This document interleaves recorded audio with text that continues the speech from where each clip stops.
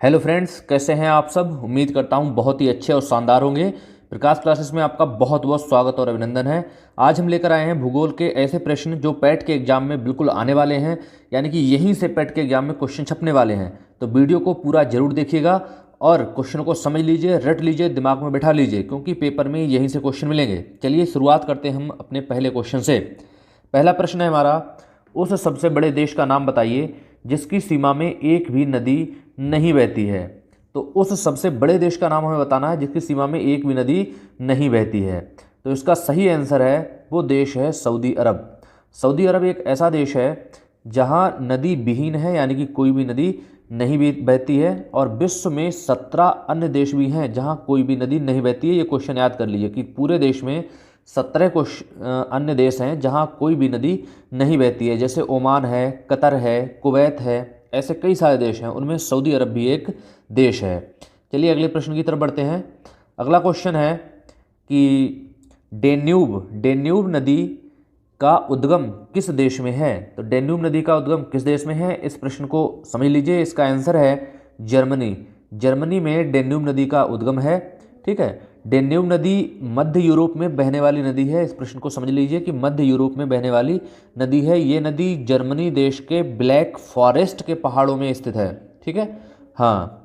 और इसकी डेन्यूब नदी की जो लंबाई है वो है 2842 किलोमीटर है, जो 5 मध्य व पूर्वी यूरोपीय देशों से होकर गुजरती है। चलिए अगले प्रश्न की तरफ बढ़ते हैं।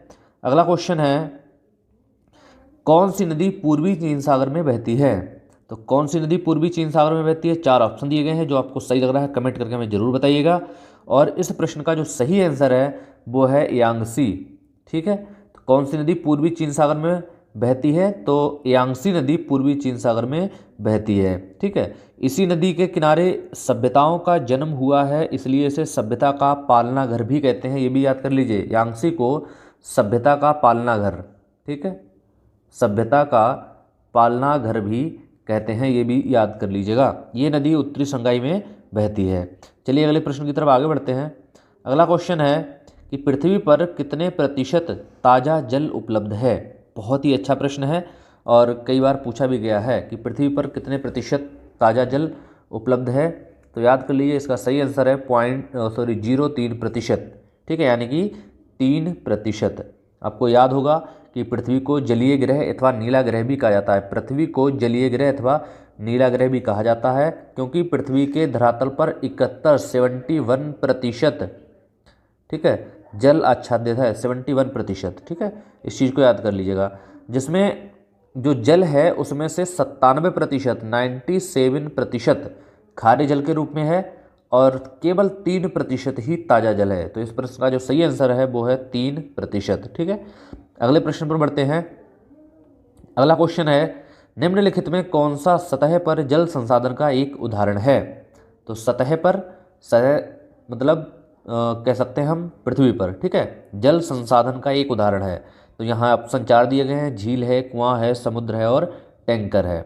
ठीक है, तो झील सतह पर जल संसाधन का एक प्रमुख उदाहरण है, इसको याद कर लीजिएगा। ठीक है, ये सतह पर झील है। और अगले प्रश्न की तरफ आगे बढ़ते हैं। अगला प्रश्न है हमारा कि निम्नलिखित में कौन मीठे पानी का सबसे अच्छा स्रोत है। तो मीठे पानी का सबसे अच्छा स्रोत हमें बताना है पृथ्वी पर कौन सा है। ठीक है, हाँ, मीठे पानी का सबसे अच्छा स्रोत कमेंट करके बताइए कौन सा आंसर सही होगा इसका।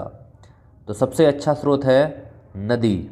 ठीक है, पृथ्वी के जलमंडल का लगभग 97.5% भाग खारे पानी के रूप में, अभी हमने आपको बताया था 97%, अप्रॉक्स अगर देखें तो 97.5 है लगभग। ठीक है, खारे पानी के रूप में है, जबकि 3%, 2.5 से 3, अगर 2.5 भी आता है तब भी सही है, 2.5 से 3% जो है वो मीठा जल है। ठीक, और जो मीठे जल का जो अच्छा स्रोत है वो है नदी। ठीक, अगले प्रश्न पर आगे बढ़ते हैं।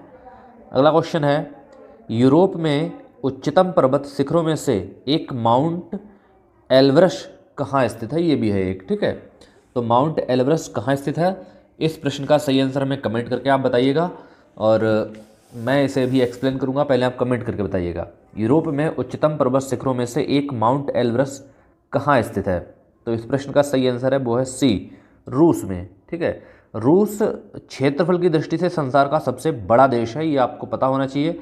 इसका विस्तार यूरोप व एशिया दोनों ही महाद्वीपों में है। यूरोप में उच्चतम पर्वत शिखरों में से एक माउंट एवरेस्ट भी है जो रूस में स्थित है, और उसकी ऊंचाई जो समुद्र तल से है उसे याद कर लो 5633 मीटर, 5633 मीटर है। ठीक है, हाँ, माउंट एवरेस्ट की ऊंचाई। चलिए अगले प्रश्न की तरफ आगे बढ़ते हैं। अगला क्वेश्चन है, निम्न में कौन सी पर्वत की चोटी पृथ्वी के केंद्र से दूरतम बिंदु पर है? पृथ्वी के केंद्र से दूरतम बिंदु पर है। तो इसका जो सही आंसर है वो है माउंट चिम्बाराजो। ठीक है, बी ऑप्शन बिल्कुल हमारा सही है, माउंट चिम्बाराजो, जिसे हम लोग कहते हैं इक्वाडोर।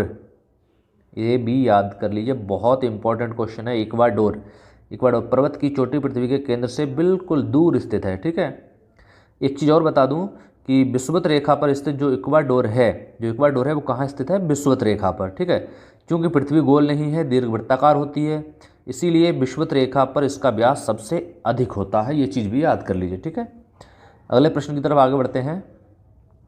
हिमालय के सर्वोच्च शिखर माउंट एवरेस्ट की ऊंचाई कितनी है? बहुत अच्छा क्वेश्चन है, ये बहुत बार पूछा गया, मोस्ट इंपॉर्टेंट क्वेश्चन है, मैं इसे एमआईपी कहता हूँ। ठीक है, हिमालय के सर्वोच्च शिखर माउंट एवरेस्ट की ऊंचाई कितनी है?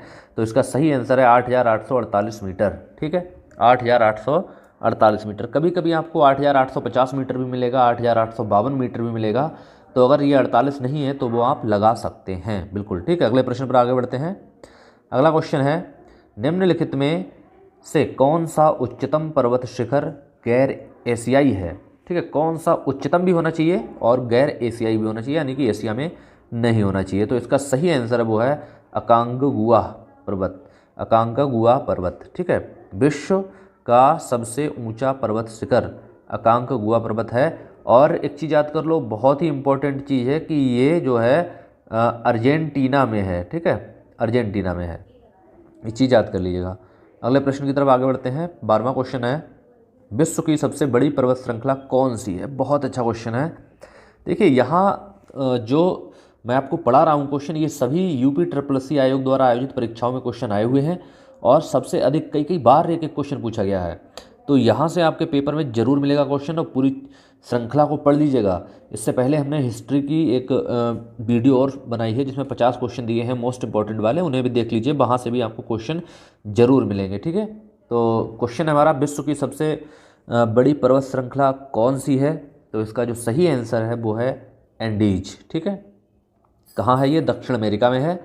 ठीक है, इसकी लंबाई है 7242 किलोमीटर, 7242 किलोमीटर। ठीक है, इसके बाद आती है रॉकी पर्वत श्रृंखला जो उत्तरी अमेरिका में है, इसकी ऊंचाई है इसकी लंबाई जो है वो है 4800 किलोमीटर।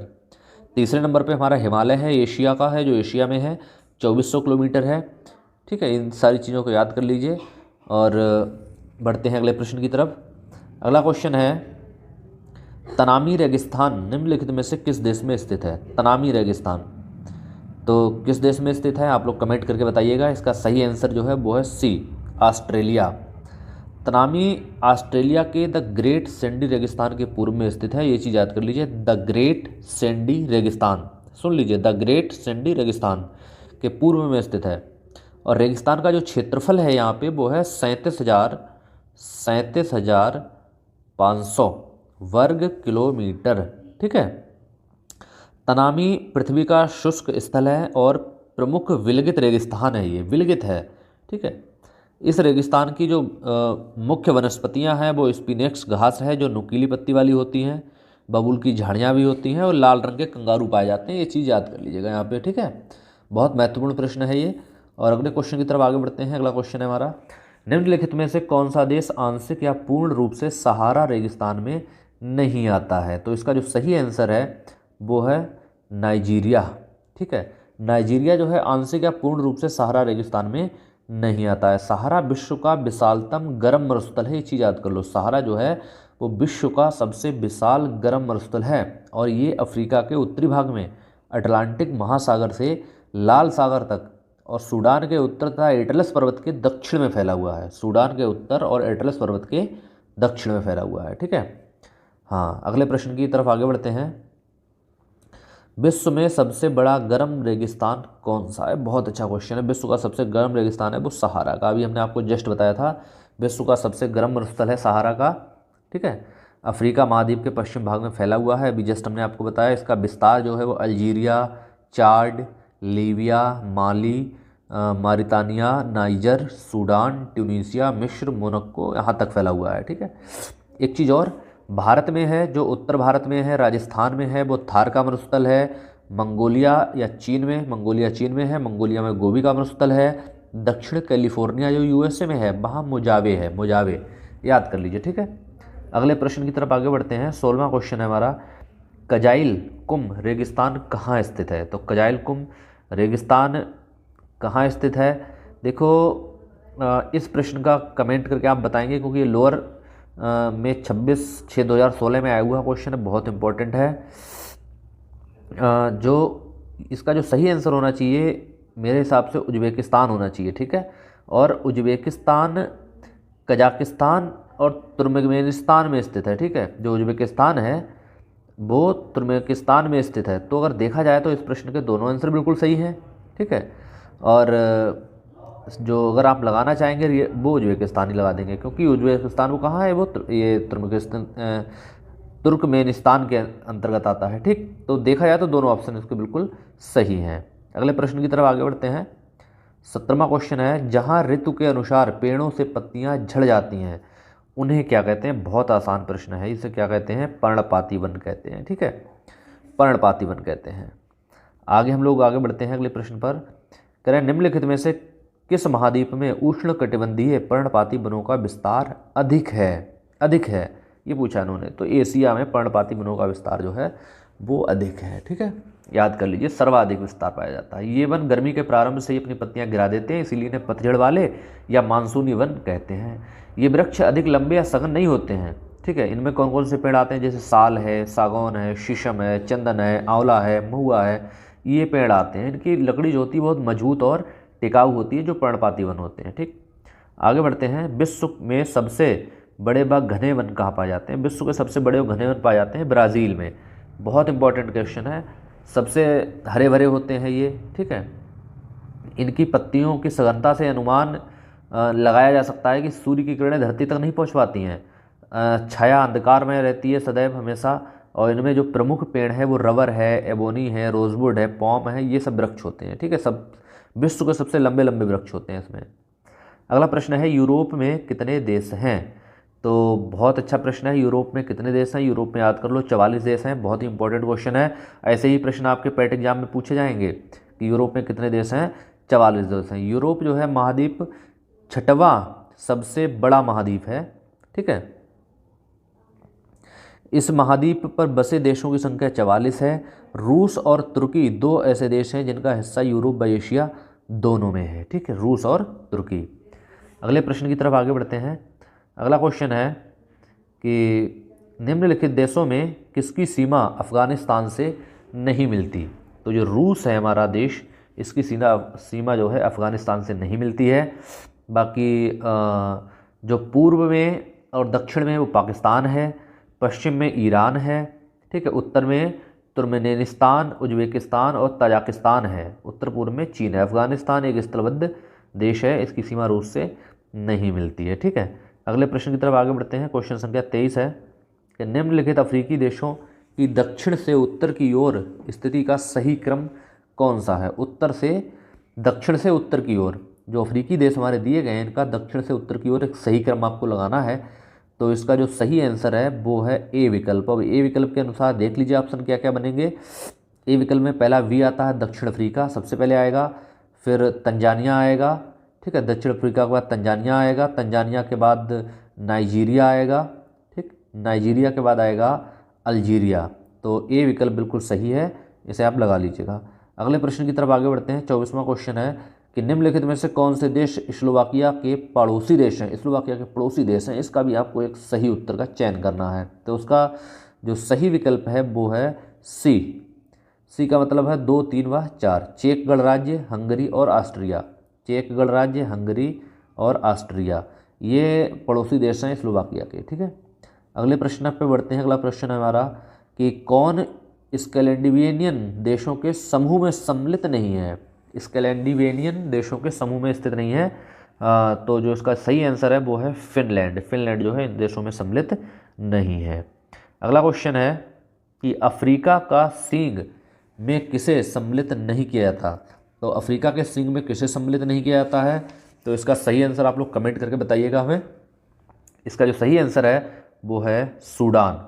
सूडान को जो है सम्मिलित नहीं किया जाता है। ठीक है, अगले प्रश्न की तरफ आगे बढ़ते हैं। क्वेश्चन संख्या 27 है, अफगानिस्तान की सीमा उभयनिष्ठ नहीं है, किस देश के साथ उभयनिष्ठ नहीं है।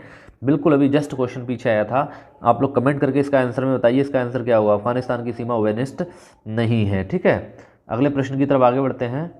28वां क्वेश्चन है, निम्नलिखित देशों में से अफगानिस्तान के साथ किस देश की सीमा नहीं मिलती है। अफगानिस्तान के साथ किस देश की सीमा नहीं मिलती है। ये भी क्वेश्चन बिल्कुल जस्ट अभी मैंने पीछे कराया है।